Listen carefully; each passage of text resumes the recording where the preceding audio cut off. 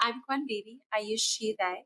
The 5 primary program types that are funded by HUD are street outreach, emergency shelter, transitional housing, rapid rehousing, and permanent supportive housing. Street outreach, this is resource navigation, general support for folks that are sleeping rough. This can look like a variety of things. Maybe it looks like taking folks food, helping them find or bringing them tents, sleeping bags, working with them on coordinated entry, but the ultimate goal is to engage with these folks that are experiencing this very vulnerable situation and help them move towards safe and stable housing.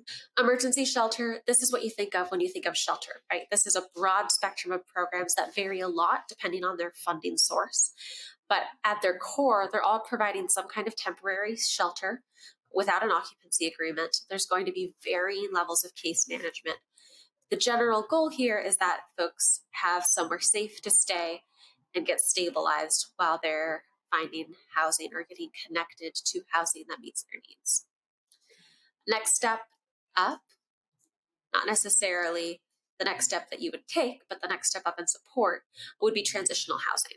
This is going to be case management and project-based housing. So it's in a defined spot, generally speaking, and you can stay for up to 2 years. And then we have rapid rehousing and permanent supportive housing.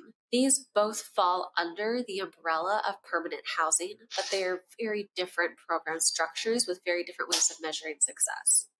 So rapid rehousing, this can be a wide range of things. It's often going to be a lighter touch intervention.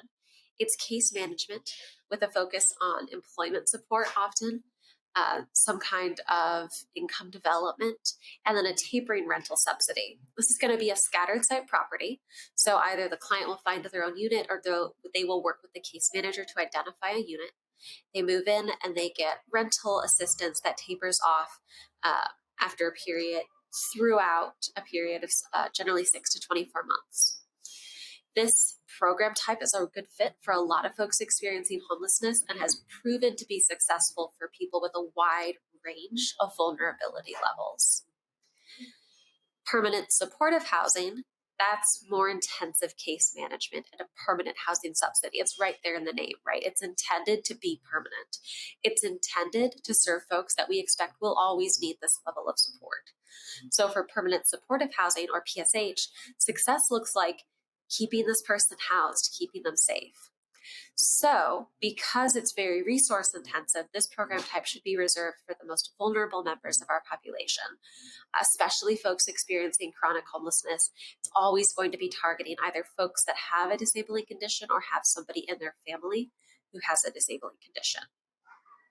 Zooming out for a minute, one thing that's going to interact with a lot of these programs is coordinated entry. Coordinated entry isn't a program so much as it is a process.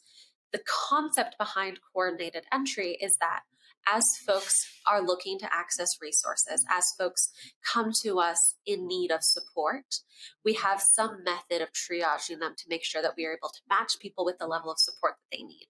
Street outreach and coordinated entry often work in tandem. They're not necessarily the same thing, but your street outreach folks may engage in coordinated entry practices to get folks connected to these 5 different kinds of programs with, again, the intent of exiting everybody to safe and stable housing.